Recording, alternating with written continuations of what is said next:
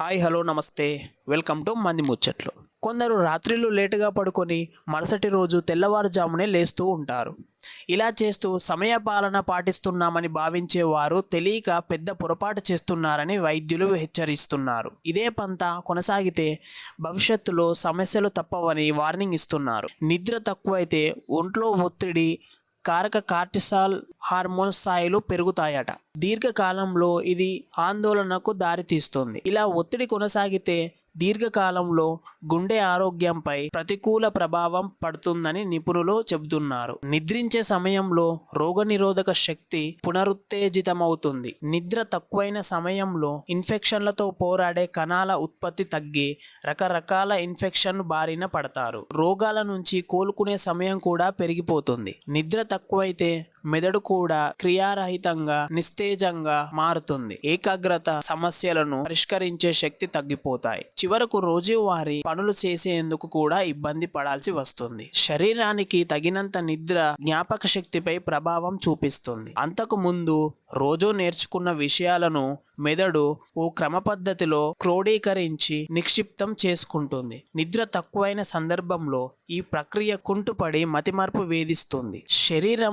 శరీరంలో హార్మోన్ల సమతౌల్యానికి నిద్ర కీలకం.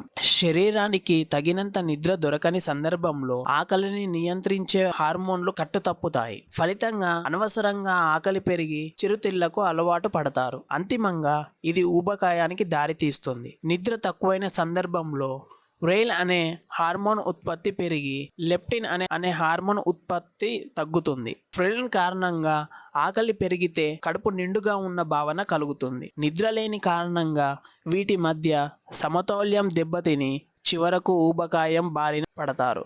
మనకు తగినంత రెస్ట్ దొరికినప్పుడే చర్మం కూడా పూర్తి స్థాయిలో రిపేర్ చేసుకోగలుగుతుంది. నిద్ర తక్కువైతే చర్మంపై ప్రభావం పడుతుంది. ఫలితంగా అకాల వార్ధక్య ఛాయలు వచ్చి పడతాయి. వేలాపాల లేని నిద్ర కారణంగా గుండెపై కూడా ప్రతికూల ప్రభావం పడుతుంది.